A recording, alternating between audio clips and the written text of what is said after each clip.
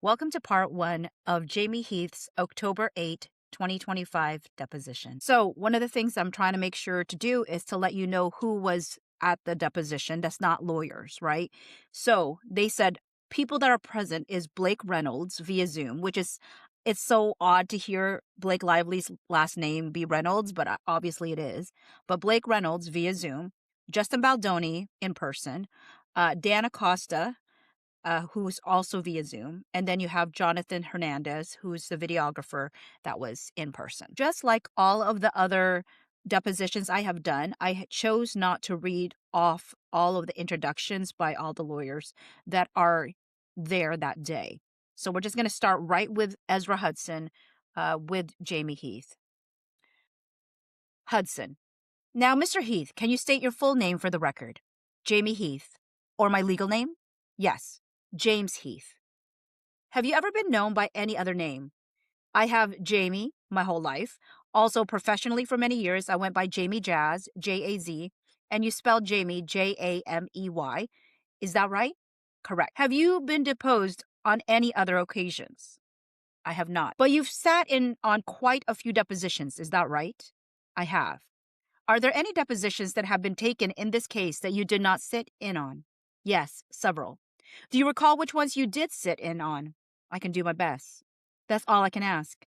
Miss Lively, Jennifer Abel, and when I say the others, I was not present for all of them for the duration. You were present for the full duration of Miss Lively's? I was. Jennifer Abel, in and out. One of the days, Melissa Nathan, in and out. I barely saw much of hers. Of course, Justin Baldoni's. And you were present for all of Justin Baldoni's deposition, correct? Correct. Present for Steve Sarowitz for the first 2 hours, and then I was not here. Portions of Isabella Ferrer, most of, well, not true, probably about half of Jenny Slate's, a quarter or so of Colleen Hoover. I was present for Ange Giannetti for the entire deposition, correct. I was in person. I was in person for Danny Greenberg. So you participated you were present for the entire deposition for that one, correct. You might have to help me because there's a lot of people. Warren, I did not see. Josh Greenstein, I did not see Warren. Josh, portions of it, small portions. Katie Case, I think maybe 10 minutes of that. Brianna Coslow, probably the same, a few minutes. Okay, so having participated in all or part of these many depositions, you have a pretty good understanding of what the rules of the road are for depositions, right? I believe I do. I'm not going to repeat those for you here today, but I do want to ask you if you are taking any medication that will affect your testimony today. I have not. Have you consumed alcohol in the last 24 hours? I've never had a drink of alcohol. You've never had alcohol? In my life. Are you under the influence of any substance that would affect your testimony today? Coffee. Do you think coffee is going to affect your testimony? No. Is there any reason that you can't give your best testimony here today? There is not. When did you first meet Justin Baldoni? Meet him? Maybe 20 years ago. And in what context did you meet him? He was friends with mutual friends. I think he had just moved to Los Angeles or somewhere around that time. And so we knew of each other. I actually knew of him before that as well because my family knew his family. So I knew of him but hadn't met him. When you say your family knew his family, were you familiar with each other through your church? No, which is not a church, by the way, but just for clarification. But no, my grandmother knew his mom. Got it. And when you say it's not a church, you mean Baha'i. You don't refer to it as a church. Yeah, there is no clergy in the Baha'i faith. I understand. And at some point, you and Mr. Baldoni became close, correct? Yes. When did that take place? 15 years ago, about. And what brought you from this relationship where you knew each other through this family relationship to becoming close friends?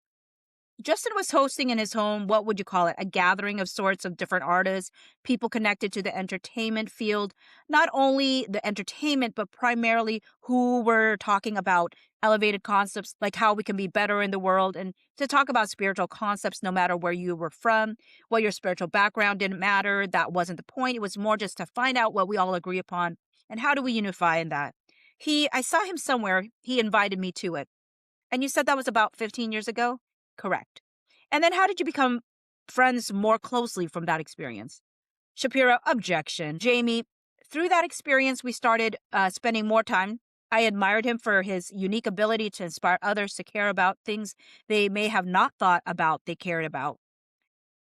And he's 15 years younger than I am, about 14, and I was impressed with his ability to inspire all age groups. Hudson. And so over the course of time, he became not just a close friend, but your best friend, right? One of my best friends for sure. You often describe him as your best friend, right? I often describe him as one of my best friends for sure. And have even described him as your brother, right? I do indeed. And you've said publicly that you love him. I do. And he has said that he loves you, right? I believe he does. And that's accurate. You have a very affectionate relationship with each other. Sure. You list him as one of the top 3 people in your life who you think would drop everything for you, right? Indeed. And he's given you money when you were having financial trouble, right? You've done your research. He has. And what were the circumstances under which that occurred? Hit a rough patch in your life, and as you're navigating through that rough patch, he offered help. And when was that? 14 years ago. Somewhere around that time. Maybe a little less. And your wives are also close friends, right? They are. You would describe them as best friends? Of each other's best friends. I only make the distinction because there are many people that you enjoy friendship with and are a circle of trust. And he is amongst the top of those. I believe they are as for each other as well. Did Mr. Baldoni date your wife at some point? No. He never dated her? No. Did you date his wife? No. Have you ever told anyone that Mr. Baldoni dated your wife? Justin met my wife at a salsa club, invited her to the very thing that I had mentioned, the gathering he was doing. And for about 5 minutes, they kind of wondered, you're good looking, hung out a little bit. Was it a date? And that became a joke that nothing transpired other than that little moment. And that became a joke that I joke with him, that he dated my wife before I ever was with her. And in addition to being your best friend, your brother, someone that you love, someone who you are close with, his family, Mr. Baldoni is also your boss, right? Shapiro, objection. Jamey, technically, yes. Hudson, and he decides, for example, how much you get paid, right? He is one of them, yes. And the other one is Mr. Sarowitz, right? Yes. And Mr. Baldoni, along with Mr. Sarowitz, also decides if you get equity in Wayfarer, correct? Yes. Which they haven't decided to give you yet, correct? Shapiro, objection. Jamey, no, I have a small piece of equity. Hudson, you have a small? How much equity do you have in Wayfarer? It's either 1 or 2%. Is that written down somewhere, or is that a verbal equity offer? It was verbal, and then it was written down somewhere, and I do not know where it is, but it is. You think it's written down somewhere that you don't know? A few years ago, they presented me with a piece of paper telling me that you have some equity now in Wayfarer. It's 3 years ago, I guess. Don't quote me on that, but that's my memory. And I don't recall if it's been memorialized beyond that. You, Mr. Baldoni, mentioned on Monday in his testimony that you have a Grammy. It sounds like you had a career prior to becoming the CEO of Wayfarer. What did you do? I was it's hard to say but composer, producer of music, film, television, albums, and had production companies, a record label under Universal. So everything in the music entertainment field was where my career laid. You said you had a record label under Universal? I did. What was the name of the label? OPOP. OPOPP. And what years did you have that label at Universal? I was 26, 27, so whatever year that is, 20 years ago. And that label lasted maybe 3-4 years. Okay. Then did you work for other companies, or were you an independent producer? For the most part, independent. I've never worked for a company in that regard. I've always had my independent life, but you contract and then you're doing something for a while. I was signed with EMI, Warner Brothers, a couple other companies as a writer. And so they are essentially my publisher. But as a company and working-wise, I've always been independent. And how did you win a Grammy? Got lucky. And what work did you do for the Grammy? I produced Gladys Knight, and her album won R&B Album of the Year, and I was one of the fortunate ones. And why did you stop doing this career in the music industry? Well, I'm trying to accept to say that I've stopped because it's always part of my life. So the idea that that's not present as much as it was, it's hard to say, so forgive me for the pause. What was your original question? Would you repeat it? I'm sorry. Why did you stop working in the music industry? The music industry has changed quite a bit. So what was once an incredibly lucrative opportunity to be successful in finance-wise, and also the elite musicians and writers and producers, the ones that were really good, had an outlet to do it. But as technology started growing, then you had more and more, the field became greater, the competition became greater, the products became, I don't want to judge anyone's product, but maybe it wasn't as considered, but maybe it wasn't considered as high a caliber because you had kids in an apartment on a computer doing something, didn't maybe have the same integrity. And because of that, the landscape changed. And then as for many things, you pivot. And you pivoted to Wayfarer? I did. When did you first become employed by Wayfarer? About 5 years ago. And how did you come to be employed there? I realize it's founded by your best friend, but how did you become an employee at your best friend's company? As I said, Justin and I have been friends and we worked together a lot before I was at entertainment.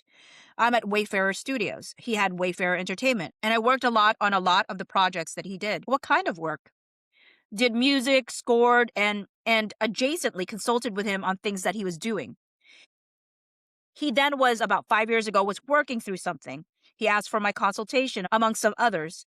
The next day, he called and said, I need you to be part of my company. And I said, my words were, F off. No thanks. Jokingly, Miss Ezra, just so we're clear, meaning like I'm not interested in tending to your garden. I've got my own garden.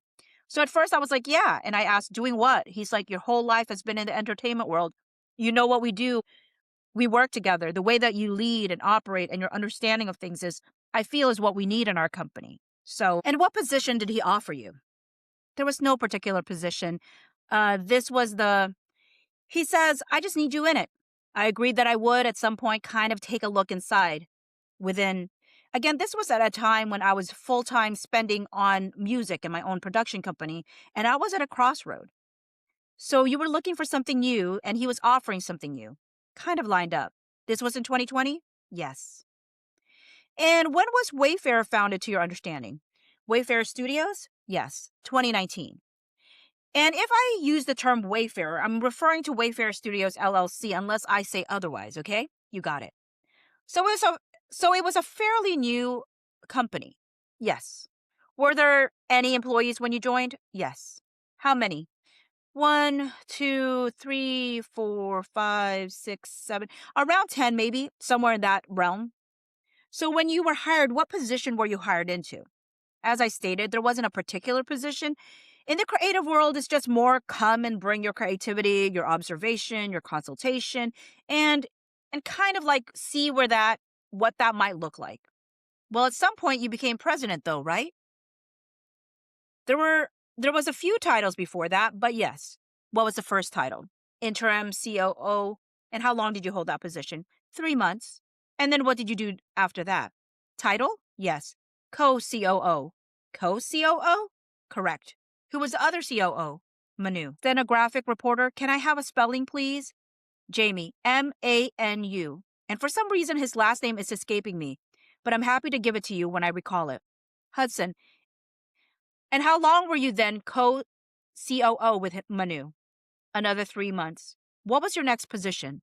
President. How long did you hold that position? Until almost 2 years ago, or maybe a year and 8 months or so, when we brought on Tara Hanks. We gave her the title of president and I became CEO. So to be clear, at all times I was with both titles, essentially the head of the company in that regard. They are just titles. All of these titles are ridiculous to me anyway. You see yourself as a head of the company with respect to the day-to-day operations? Shapira, objection.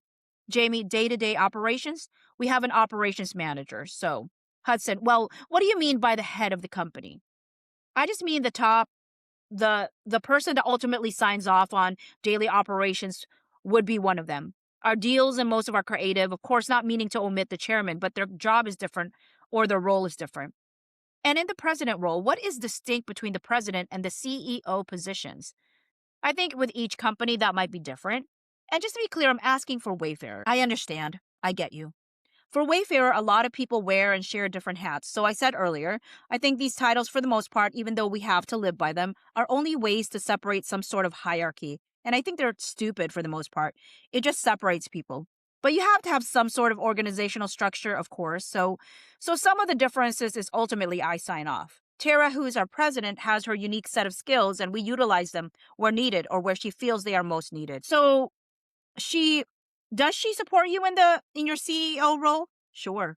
But the buck stops with you, right? Shapiro, objection. Jamey, again, omitting the chairmen who are not involved daily, yes. Hudson, and with respect to the structure under you and Miss Hanks, what other employees are there at Wayfarer? Shapiro, objection. Hudson, let's start with the time period 2023 to 2024. Shapiro, objection. Jamey, you want me to name them? Hudson, let's identify, or just the roles, what the roles are. I see. We have a CFO, a head of physical production, a president of production and development, a vice president of production and development, vice president of operations, a vice president of marketing. At the time, I don't know if he was an SVP or a VP, but of Man Enough. Not specifically the podcast, but anything that was related to it. A controller, 2 editors, an office manager, many assistants, and maybe I've missed a few. I didn't hear human resources in there. Human resources, thank you. So with respect to these positions, the VP of Marketing and Communications, that's Ashmi Dang, correct. The VP of Operation is Mitz Toskovic, correct? The VP of Operations is Ms. Toskovic, correct. And then Brian Singer is the CFO, correct. And have these people, as I've described them, held these positions since at least 2023? Yes. You mentioned Tara Hanks as the president. Andrew Kaloff, is he the president of production and development? Correct. And he's also held that position since 2023? Yes. John Logan Pearson, is he the head of physical production? He is. Okay, and has he held that position since at least 2023? Yes. Yes, he has. And then for VP of Creative, is that Angela Carden? Yes. Has she held that position since 2023? She has. With respects to HR, is Cynthia Barnes Slater your head of HR? She is. You know, she describes herself online as retired. Is that not accurate? She was head of HR of, I can't recall the company. It's like GMC or, a big corporation. She retired from that. And then she does private working HR for smaller companies. So in a consultant role, essentially. Yes. And how long has she held that position? With Wayfarer? Yes. As long as I've been there. Is she physically present in California? She is. She doesn't live in Illinois? No. Let me rephrase that. Not as far as I know. But yes, she lives in California, unless something's changed. And does Wayfarer have an office? Yes. Does Miss Barnes Slater work in Wayfarer's office? Not regularly. Does she work from home? Yes. Is there anyone in human resources other than Miss Barnes Slater?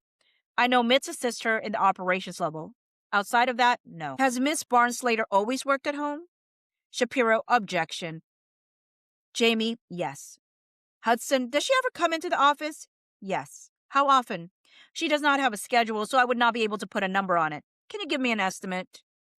It would be a guess, once a month. And who is Shekinah Reese? She's my previous assistant. Okay, and AJ Marbury? She was Justin's assistant. And how long was Miss Reese your assistant? There's a block of time that's gone, so I don't want to waste time thinking about it, but a year and a half, maybe 2 years, maybe 23, 24. 23, 24, and who is your current assistant? I share now an assistant with Tara, who is, Isabel, and I can't recall her last name because it's a wonderful name that's hard to pronounce. And Jerice Blackmon, was she your assistant at some point? No. Was she someone else's assistant? Jerice is a male. Oh, it's okay, and he works assisting Justin. Okay, now during much of Mr. Baldoni's deposition, he didn't know much about Wayfarer's finances. Is that something you're familiar with? More than him, but I do have a CFO that would know more than I. Okay, in your CEO role, how would you describe your duties? I put them in 4 buckets, our financial strategy being a part of that, helping determine what we might invest in, where best to spend our money, utilize it, what kind of deals we're doing, at what level, what the percentages would be on our return, things of that nature. And included in that would be deal making and approving that. The second one is then creative. Quality control, making sure that our product is in line within the expectations of Justin, of myself, of course, Steve, and our overall mission too, that it's aligned with. And also, aside from quality, just a creative process. And then you take a third bucket, which is leadership coaching. And when I say coaching, I mean that of a how do you inspire one to remember their nobility and that their purpose on life isn't just to use a pen and a piece of paper, but rather their worth lies in their humanity. And the job they do is just an extension of their humanity. How do you inspire people in that regard? To inspire that the work that we want to do at Wayfarer, as they hear me often say, it's not about making money. We have to, but that's not our purpose. And to foster a culture that feels safe and trustworthy. Let's put that in the third bucket. And the fourth bucket would maybe be a bit of a diplomat, I suppose, right? Building relationships with others. And while Justin, of course, is the celebrity face, as you might see him, and super involved with his creative mind, I'm more of the business face. So you build relationships in the business community? Agreed. Are you familiar with Wayfair's profit and loss statements over the last 5 years? I have an overall view. You all produced, in this case, pursuant to an order, Wayfair's profit and loss statements. And did you put those together for the production? I did not. Have you seen them? I don't believe so. They show that Wayfair has been operating at a net loss since 2020. Yes. Does that sound right to you? 100%. And as in 2024, they show that net income was negative 18 million. Does that sound in 2024? In 2024. I would have to see something to understand what I'm looking at. So I can't confirm that exactly. But overall, yeah. You mean as overall, forgive me. You're talking about for the year 2024 or as of 2024? For the year, well, I will show you the statement. You can tell me, okay, if you can. But it says that as in 2024, Wayfair is operating at a net loss of 18 million. Yeah, I'd have to see what we're talking about to understand. Okay, and who prepares the profit and loss statements? That would be Brian Singer.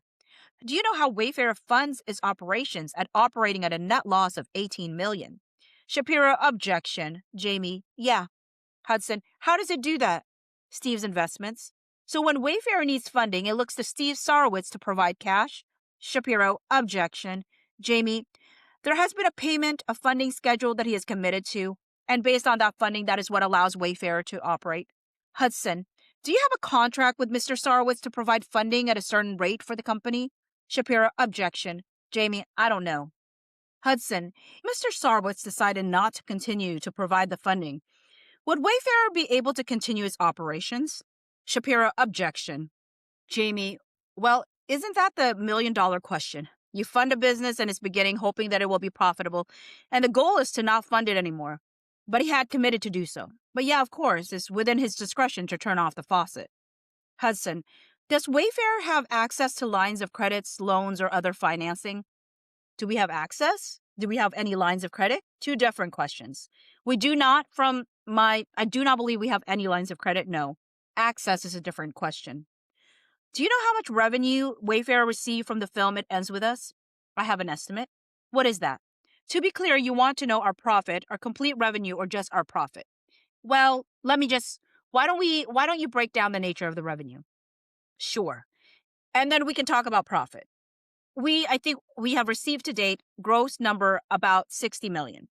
We had 40 million about invested into it. That is incorrect. We had about 31 million, I believe, invested into it. Correct. And we have about 29 that would be left over after we paid ourselves back. But out of the 29 million, there's a lot of things to still pay for that. So that is just a basic budget that you put in 31 that leaves you with 29. And then you owe contractual obligations that you pay out of that. So what Wayfair's profit is, I don't know that yet. You don't know that yet, and you're still paying off those expenses? Correct. Do you have an estimate? I don't. There's many, many, many, many contracts. Many people that you owe money to when money comes in, so you don't know until you've got all of your accounts that have come in, and then you know where you are, and we're still in that. And are you continuing to receive revenue related to It Ends With Us? Shapiro, objection.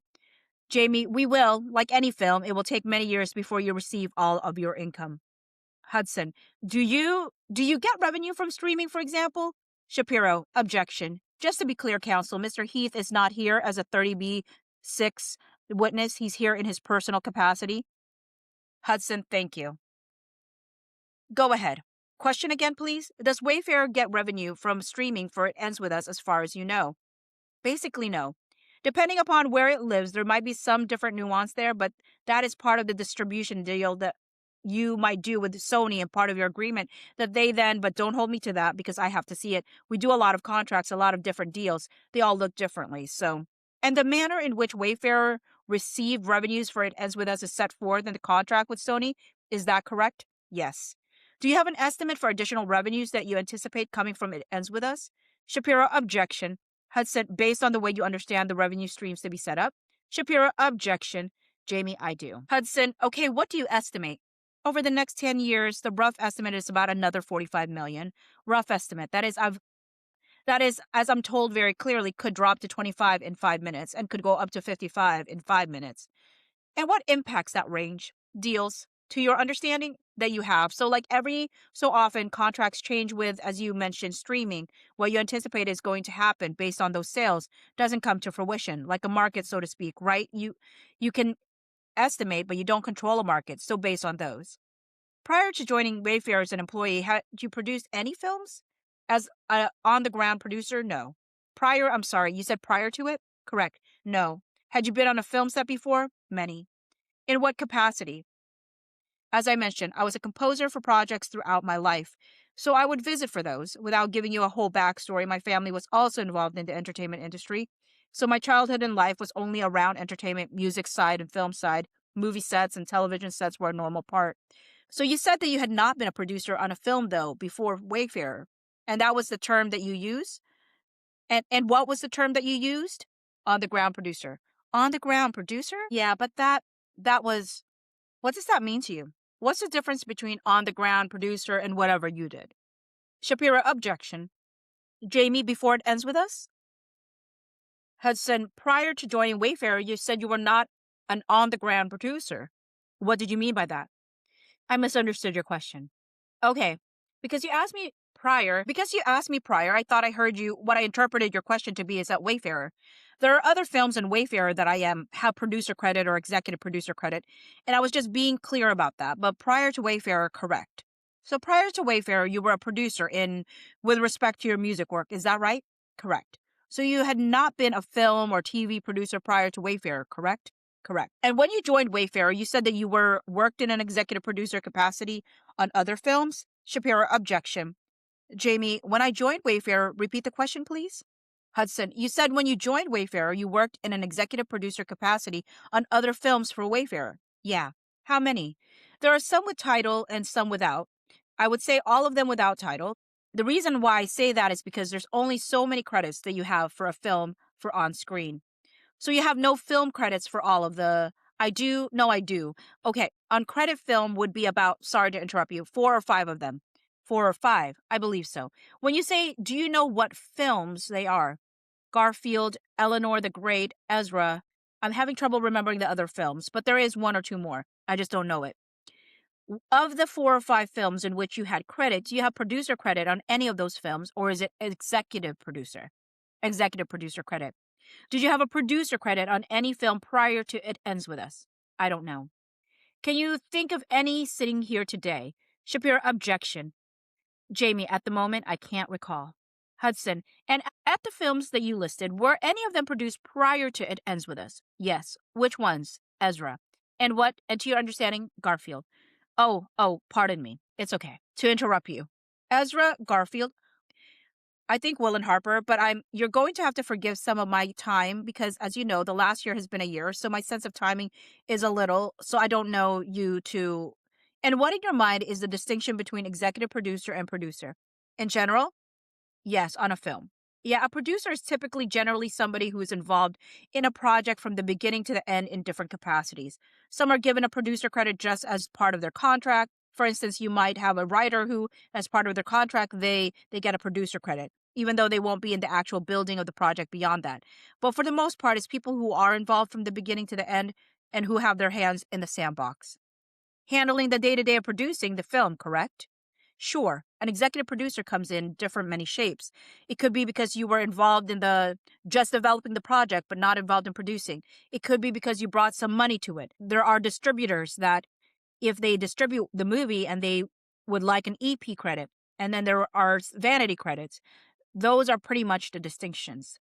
So you got a producer credit on It Ends With Us, correct? I did. Why did you receive a producer credit on that film?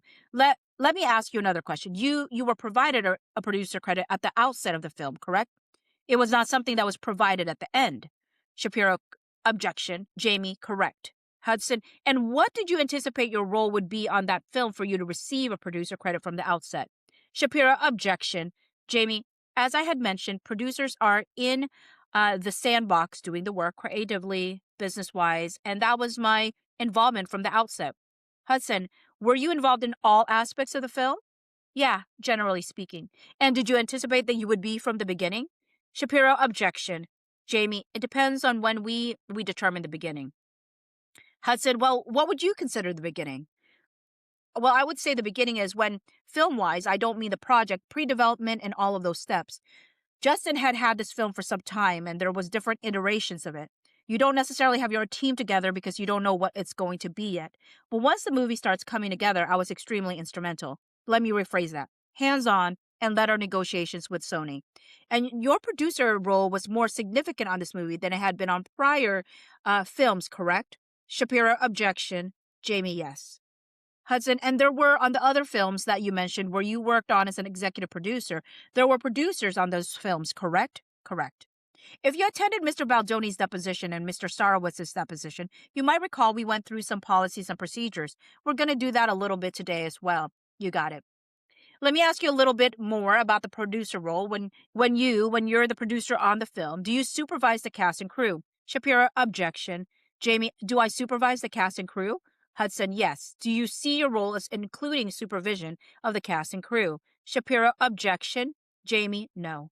Hudson, do you see yourself as having any employees who reported to you as a producer? Shapiro, objection. Jamey, yeah. Hudson, who reported to you? Different department heads would report to the producers, not necessarily Jamey, but using the term and title producer, department heads. And do you agree that it's important for any film project to have a process in place for reporting concerns about the workplace? Shapiro, objection. Jamey, I do. Hudson, and that there will be protocols in place to ensure a safe workplace. Shapiro, objection. Jamey, I do. Hudson, do you think it's important for cast and crew on film to be trained in appropriate workplace behavior? Shapiro, objection. Jamey, generally, yes. Hudson, do you think it's important that the cast and crew feel comfortable raising concerns they may have about the workplace? Shapiro, objection. Jamey, I do. Hudson, and do you also think it's important that cast and crew can report workplace misconduct to someone other than the person who they believe is engaging in the misconduct? Shapiro, objection. Jamey, repeat the question, please. Hudson, do you think it's important that cast and crew be able to report workplace misconduct to someone other than the person they believe is engaging in the conduct? Shapiro, objection. Jamey, makes sense, yes. Hudson, and why does that make sense? If someone has a concern with someone, to bring it to that person may not always feel safe, so there's another avenue to bring it up. And that's because that person might have a conflict of interest? Sure. Evaluating their own misconduct, right? Shapiro, objection. Jamey, I don't want to speculate to what the reason why that person is, but I understand that someone may not want to bring up a concern about a person they may have a concern with directly. Hudson, is it also important in your view that workplace concerns be investigated? Shapiro, objection. Jamey, it depends. Hudson, on what? What the evaluation or what the concern is, or what if someone is concerned that the water is too hot, then one might determine there's no need for an investigation. Someone concerned, so it depends on what the concerns are. Are there any specific concerns that come to mind for you that you think generally would merit an investigation? Shapiro, objection. Jamey, I'm sure I can come up with some. Hudson, well, why don't you try if there are some that you can think of? Shapiro, objection. Jamey, that would merit an investigation? Hudson, yes. Shapiro, objection. Jamey, if there was a clear concern that someone is being discriminated against. Hudson, that merits an investigation? If there's a clear, well, I can finish my answer. Hudson, that merits an investigation? If there was a clear, well, I can finish my answer if that's okay. Sure, I'm sorry. I didn't realize you were still, that's okay. Go ahead, complete your answer. If there is a clear concern that someone feels discriminated against, and it is clear amongst the parties that that is what is being expressed, and someone knows to do something with something, sure. I'd suppose that's how all HR policies demonstrate things should be done. And would the same be true for concerns about harassment? Shapiro, objection. Jamey, I think the same would be true for anything that there might be a legitimate, understandable, recognizable. Hudson, and how would you determine if something... Shapiro, I think he was still talking. Can you not interrupt his answers, please? Hudson, oh, were you still talking? I was, but it's okay, thank you. No, you go ahead. You paused, so I thought you were done. I understand. But if you had more to say, please do. If there was an understanding that there was something that needed to be moved beyond just someone expressing something, sure. And I think you said if there was a legitimate, understandable, recognizable concern, yeah, that would merit investigation. Is that right? I don't know if it would merit an investigation. I'm saying that it would merit consideration for a step to be taken. Okay. I don't know. It's kind of a bit of a hypothetical. So if you want to give me like a direct thing, I can speak to that. Fair enough. With respect to things like harassment and discrimination in your role as CEO, how do you determine if something is a legitimate, understandable, and recognizable concern that merits an investigation? Shapiro, objection. Jamey, well, you can't investigate something if you don't know there's something to investigate. That's what I mean by recognizable. Hudson, are there certain magic words that you look for in making that determination? Shapiro, objection. Jamey, no. Hudson, what kind of information would you need to have you to determine something was a legitimate, understandable, recognizable concern? Shapiro, objection. Jamey, I would need to know what I don't know. Hudson, do you, in your role as CEO, I think anybody would. Okay, fair enough. In your role as CEO, do you receive training on harassment, discrimination, and retaliation? We do. How often do you receive training? Wayfarer gets it. We have it every year, every 2 years, and every year for managers. I believe that's it. So in that training, do you get information about what kinds of things might fall within that category of legitimate, understandable, recognizable concern? Shapiro, objection. Jamey, we really, can we do something for a moment? You're quoting something I said in context. So that's not my answer for everything. Hudson, okay. I just want to be clear. Like in that question, that was it. And you're going to refer to that, which I understand why you might want to, but I want it clear that is not my testimony. And an expression for every answer, okay? So in your training, do you learn information about what type of concern might fall within the categories of harassment, discrimination, or retaliation to trigger your decision to initiate an investigation? Shapiro, objection. Jamey, yeah, I think that's something that everyone learns in those trainings. Hudson, so when you said that you would need to understand that there was something that needed to be moved beyond someone expressing something, would you rely on your training in order to make that determination? Shapiro, objection. Jamey, I think anyone would rely on training in knowing how to proceed with something. Hudson, would you rely on your employment policies to make that decision? Shapiro, objection. Jamey, sure. Hudson, have you read Wayfarer's employment policies? I have. Do you think it's important for you to be familiar with the policies as the CEO of Wayfarer? I do. Shapiro, objection. Counsel, could we take a 10-minute break? Hudson, sure. Jamey, how long have we been going? Shapiro, about an hour. Videographer, we are going off the record. The time is 10:15 a.m. Recess. The videographer, we're back on the record. The time is 10:33 a.m.